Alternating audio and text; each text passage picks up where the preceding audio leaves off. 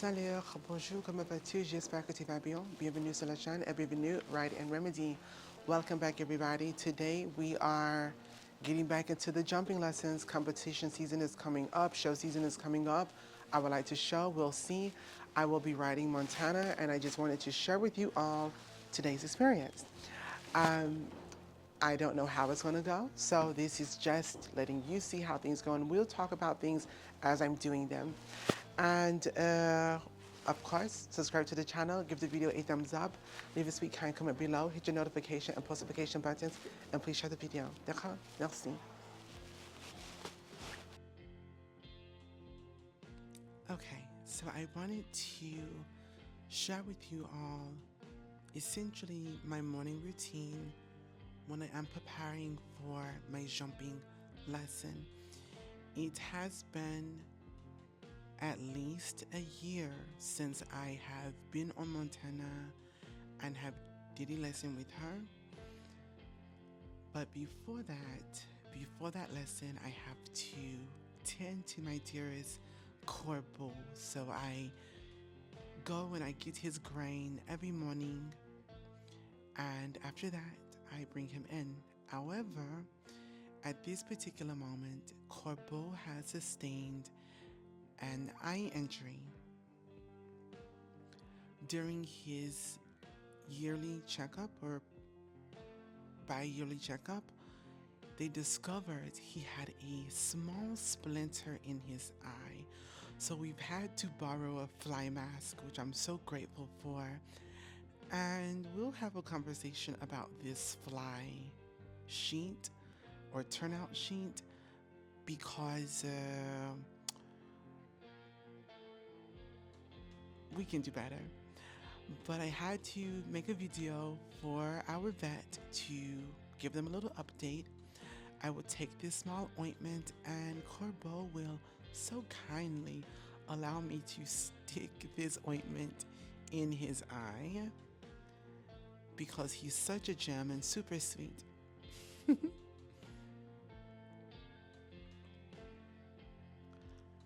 But yes, we'll get back to the conversation of this turnout sheet. I really took my time to pick this one because it wasn't specifically for flies, because he doesn't have fly issues due to Ride and Remedy, which you can check out at ridexremedy.com. But because of the fading, and so I wanted to protect him from fading and the kicking and all kinds of things. But Corbeau's a little adventurous, so he took this through the ringer. But because I don't have long, I am now going to get prepared for my jumping lesson. And often I think people assume this is just glamorous and wonderful, and it is, but it is also work. My trainer is amazing. She is of mature age, and so when I have my jumping lessons, I like to set up the lesson arena for the lesson for her so she doesn't have to do a lot of heavy lifting and those things, which I absolutely adore. So you'll see me setting up the arena here.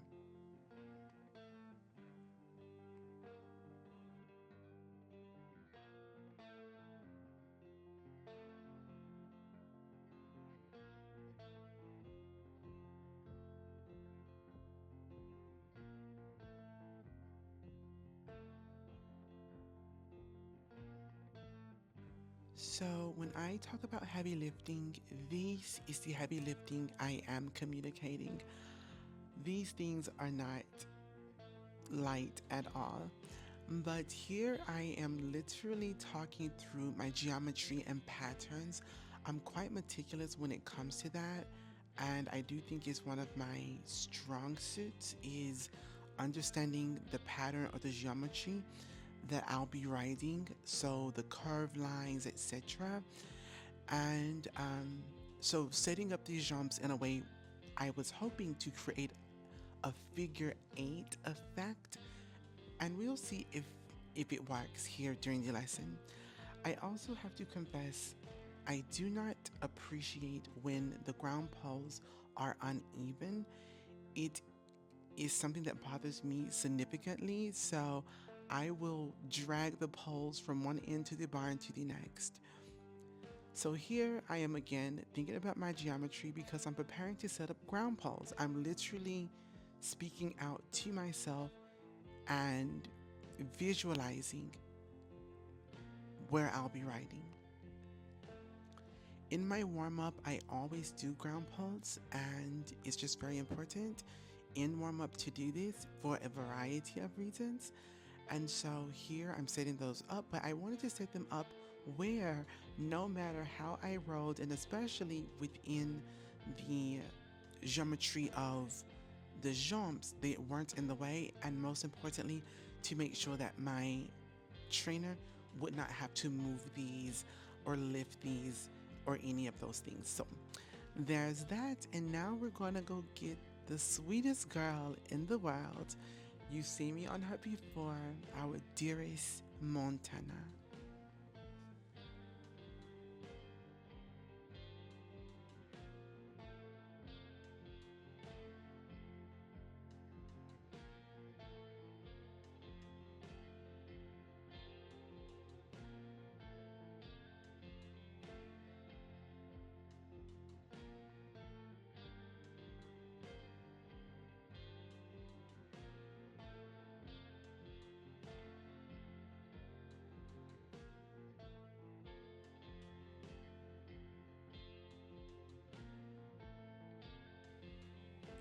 So, interesting enough, we are in the process right now of getting Corbo fitted for his saddle, and saddle fitting is so important.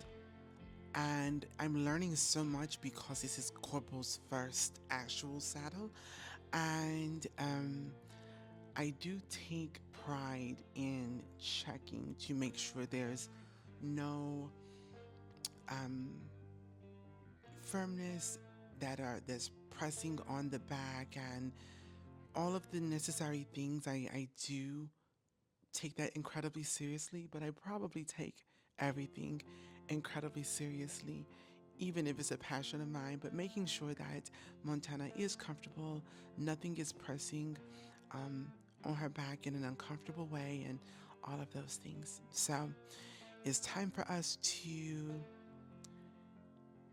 warm up.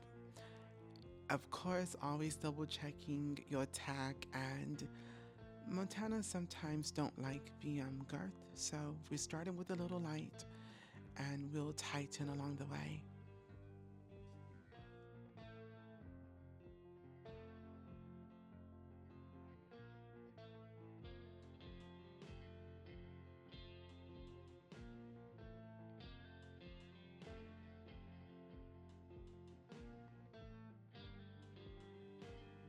Now, this is me. This is how I warm up. Again, I haven't rode in a year because I've been doing straight groundwork with Corbeau. I will say I need to remember that I'm in a jumping lesson and not a dressage lesson, but in my dressage lessons, which I have done more with dressage, so I always love to start with a very relaxed warm up, very loose rein, and really just working with my body, getting my body adjusted, but also making sure that my body is being used because honestly, you really would prefer to ride off the body and not with the reins. That is super important. And Montana listens so well when it comes to this. Now,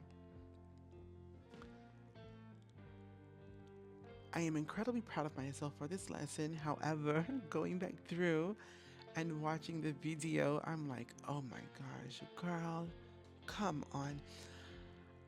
There are a lot of things that I can correct, like a lot of this core movement here needs to go, but I needed Montana to be in a more um, working walk.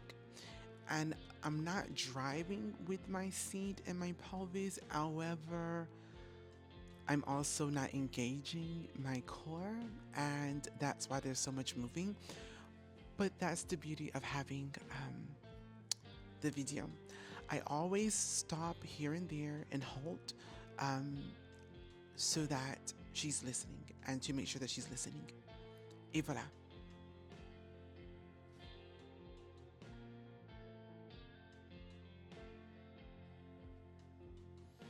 Now the boots are in the stirrups, in the irons. I will say a lot of the tag that you see that I am operating with now will be changing because a variety of the things I have now are borrowed. And I'm so grateful for this equestrian center that they are equipped to allow the riders here to use a variety of things. And so you will be seeing a variety of these things change out because Corbeau needs his own things. And we're just in the process of getting those things little by little until we have everything that he needs. So now that our feet are in the stirrups, we are going to do all the exact things we did earlier at the walk. You can almost do everything at the walk, especially when it comes to training. There's no real reason to accelerate into doing things at a full gallop or canter. Um, the walking gives you so much grace and opportunity to really become more confident in the things that you are, in fact, doing. So, here again, we are working um, in the warm up here, and once again, this has been over a year of not riding, so there's a variety of things that I do see. Again, I would prefer to have a more mature contact. And what I mean by that is get to a space where I'm not having that bouncing, of course. And that will come. So I'm not going to beat myself up about it today. In warming up, going in a variety of directions is very important because if you are truly riding inside leg to outside rein, which so many people hear on a regular basis, switching directions allow you to do that and to have that. I do appreciate where Montana and I ended over a year ago, but I definitely see that rushing again. That thing is has definitely crept back. Right now, we're going over those ground poles that I set up earlier, and I am working on just holding my half seat, not my 2 point, but my half seat while doing so. Getting off the back,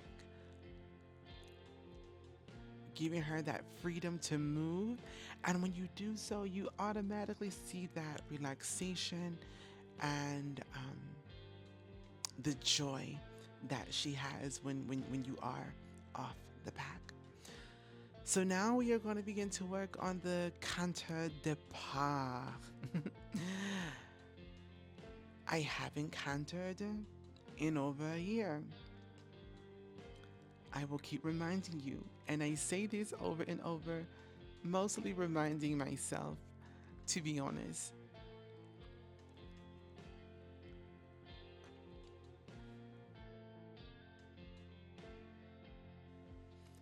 So, here is one of those things that I was talking about that I wanted to bring up again when I was talking about the movement with my hands. Again, I'm giving myself grace. I will settle for excellence where perfection may not exist at the moment, but all of the bouncing and moving while cantering creates instability. So having a more secure, quiet hand provides more confidence, especially when you are approaching a fence or a question, which is very important. Now, What you're going to see here is once Montana knows that we are cantering, she immediately began to anticipate the canter. And this is something that we worked on over a year ago that we were just getting better at, to be honest. And so I will not just go into a canter or allow her to rush into a canter because it is teaching her that that is okay and it's not okay for so many reasons, not just for jumping and rushing a fence, which is incredibly dangerous, but also just in dressage too. When it's time to pick up a canter, we have to pick up that canter. When it's time to calm down and get back into that trot, we need to calm down and get back into the trot. So I am adamant about not doing that. And so I wanted a more quiet trot. And then we picked up the canter.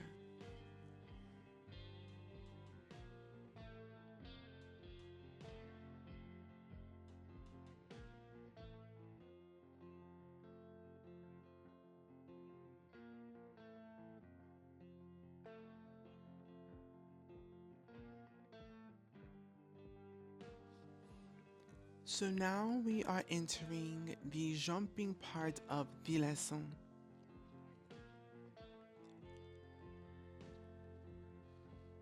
There are a range of emotions, but mostly it's about focusing for me. And this rushing thing is not going to get it.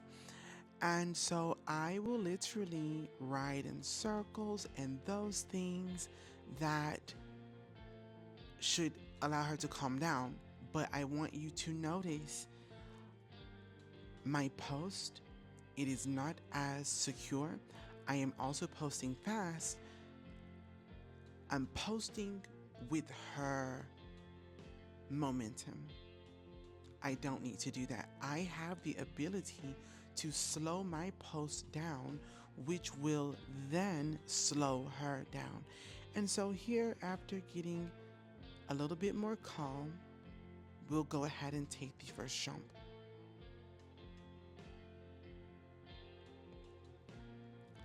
Again, getting calm, staying calm, getting into a nice solid trot.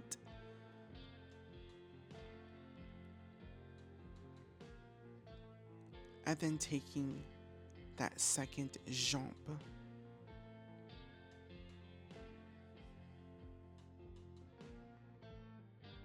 So my instructor Diana is incredible. Her way of thinking and approaching jumping is so classic, and I appreciate that. I appreciate the more classic traditional way I understand it. It seems to me you have to make sure you are with a trainer that you can receive information from. Having that receptive ability is crucial to your training, to your learning, to your progression. So here again, we're going to try to just get a little bit more relaxed. For me, I also know that getting into a 2-point or half seat earlier normally helps with that. And et voilà. So we take the first jump, followed by the next 2 jumps. Returning back to that trot, which assists with the listening as well as your approach. One more jump to go. And then I do believe we are going to attempt the figure 8.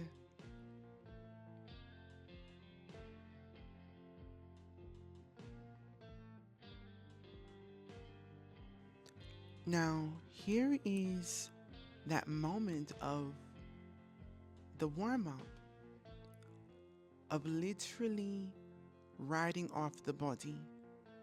When my body relaxes, she relaxes. And if you look at Montana, she's licking, she's enjoying herself. Montana loves to work well and with discipline.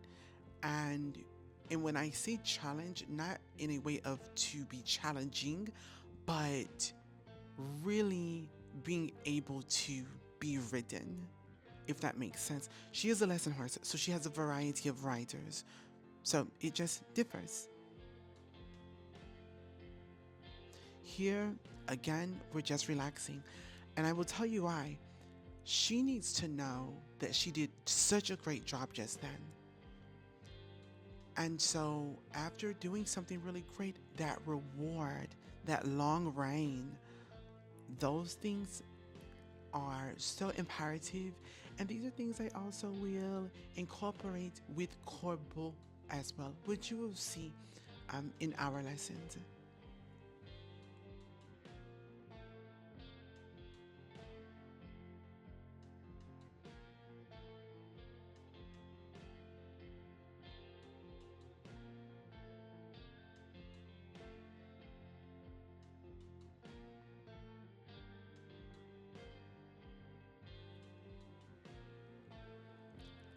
So now we are discussing the next jump sequence, and we did decide to go with the figure eight. We just needed to make sure that we understood exactly what that looked like, and I said, okay, let's go for it. Let's see if it actually works. So this was pretty exciting to see if my hard morning work was going to pay off.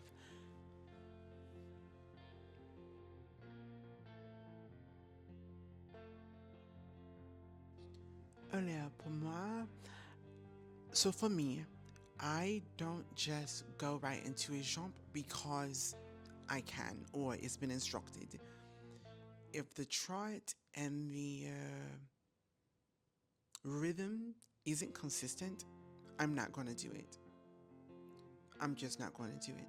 So I will circle until we get that nice, beautiful rhythm, a working rhythm, and then we will take the jump. So again, that confidence, she has to be confident, I need to be confident, and then we take the jump.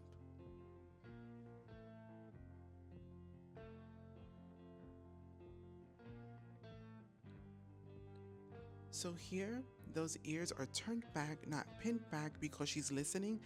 She's giving me more of a working trot, but she wanted to rush. So we bring it back down.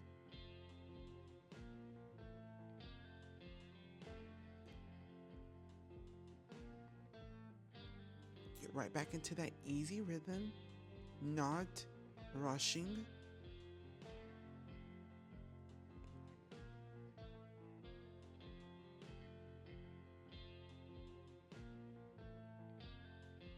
Getting right back into that trot. And see, at this point, she's really understanding what I'm wanting. So she's not, just going right off into the canter and staying there.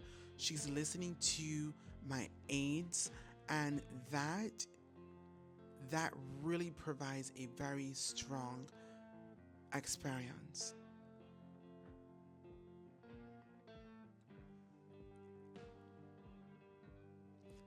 I am so proud of us.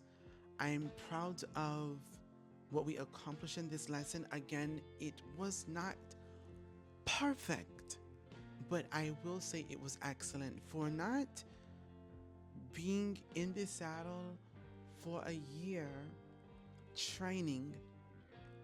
I couldn't be happier.